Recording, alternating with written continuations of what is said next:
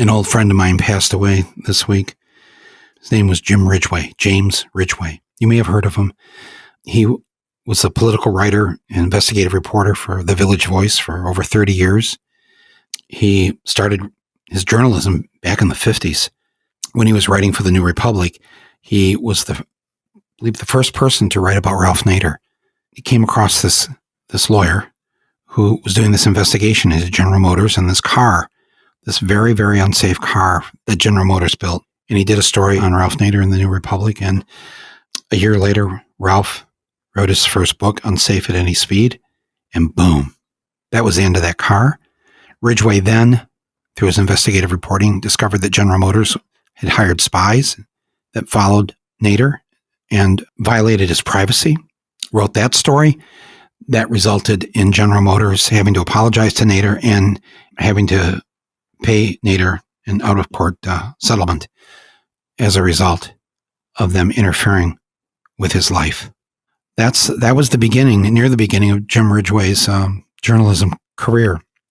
I first met him when I was at my office in Flint one day, and a knock on the door, and I go to open it, and he introduces himself as Jim Ridgeway.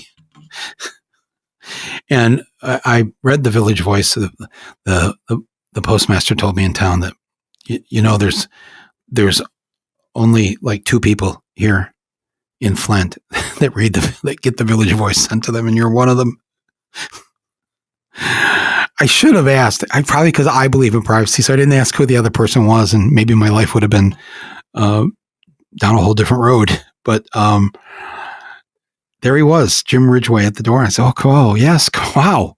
Why are you in Flint?" And he said, "Well, I'm doing a story on the rise. This is in the 80s. This is when the first big round of layoffs started taking place at General Motors.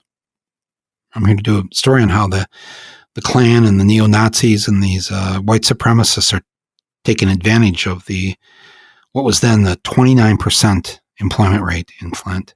29% unemployment. And they were convincing a lot of people, a lot of white people, to join their group. And so he wanted to do a story on that.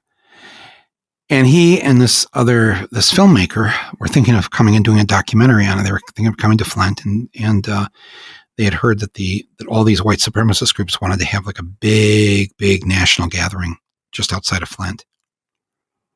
And they were thinking of filming, and did I know anything about these groups? And I said, yes, I know a lot about them. I've interviewed them. I've gone to their places where they worship. And he said, "Wow, can you show me some back issues or whatever, your newspaper, this paper that I started called the Flint Voice?" And I said, yeah, sure. And I gave him some back copies of stories I'd done on the local white supremacists. And he said, "Yeah, we're probably going to want to get back in touch with you." And they did. And his partner was Kevin Rafferty, the filmmaker, documentary filmmaker I spoke of a number of months ago, because he also passed away this year. And so they asked me if I would help them and come with them on the shoot. It's the first time I'd been on a movie shoot. And wow, I was like really so impressed with their work and everything they were doing. But by the end of the first day, they were kind of rattled by these Klan guys, Nazis. And they said, because you're kind of from here, would you mind like doing the interviews? Like, we'll give you questions and you'll have your own. But I said, "No, yeah, sure. I'm not afraid of these guys. It's no problem." So it's the first time I did anything like this on camera. This is 1980, 85, 86. And if you watch it, the film is called Blood in the Face, which is it's something from the Bible that says you can, essentially it's how white people are identified, because if you touch the skin, pinch it, slap it, whatever, it turns red. You see the blood. Whereas in their religion of how they viewed this, that people of color don't show blood as easily. So Blood in the Face is the name of the documentary if you want to look it up. And you'll see a very young me sitting and breaking bread with these Nazis and Klan types, and then getting in their face. And I can say, once I saw the film, I thought, oh yeah, now I know why they didn't want to interview these guys themselves, because it didn't feel scary in the moment, but when you see the film, it will look somewhat scary that I rattled the white supremacists in the way that I did. But it also gave me an idea that maybe I should think about making a movie.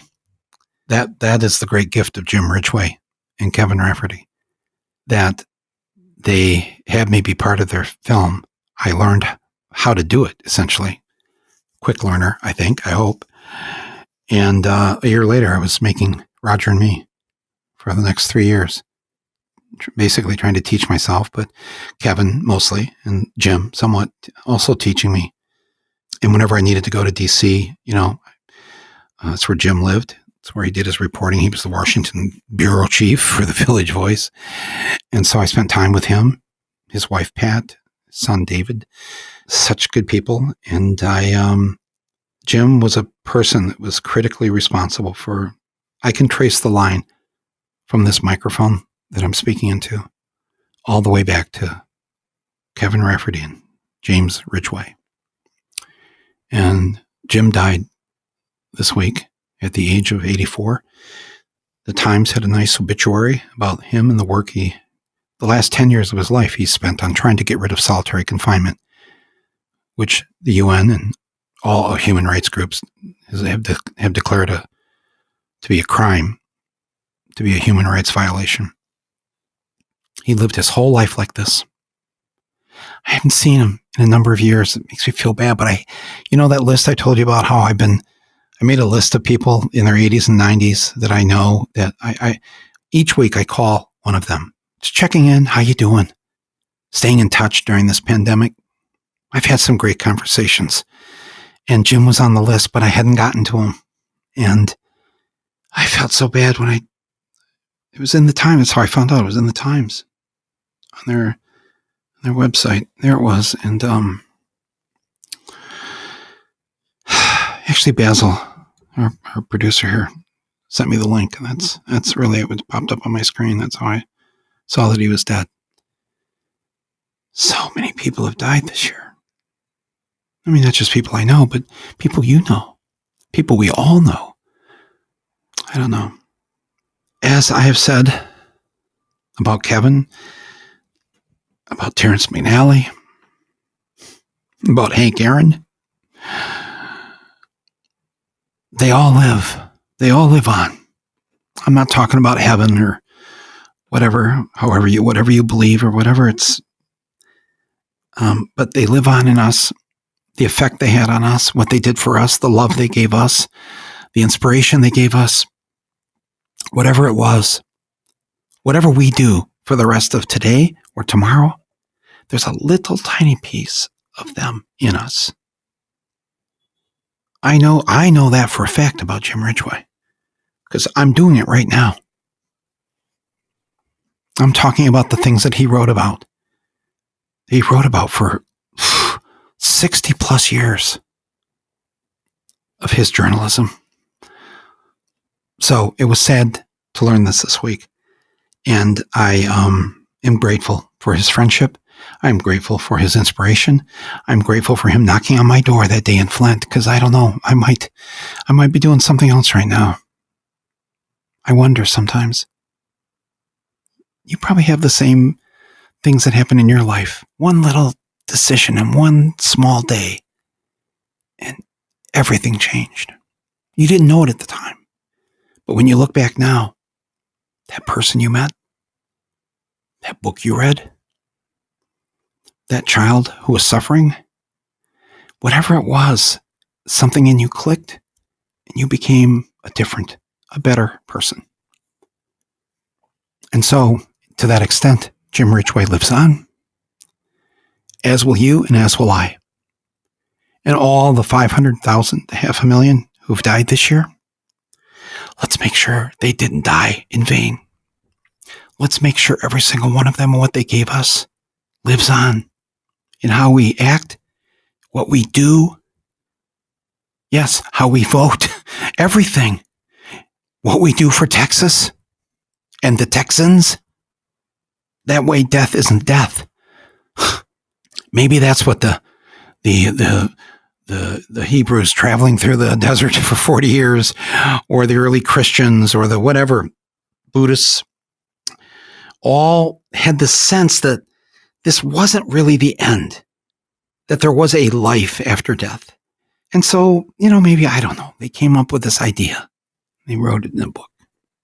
But what I do know is that it does go on after us, especially if we've lived a life where we gave, where we sacrificed, where we did something. Then we live. We live on.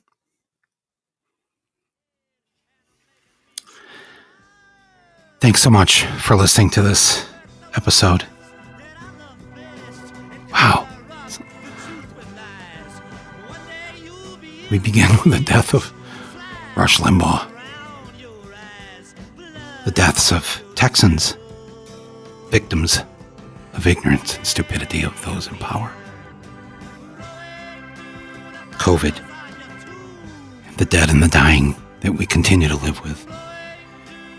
And my good friend Jim Ridgeway. I'm okay. I am just reflecting on the importance of all of this and the good that can happen. The good. I believe that.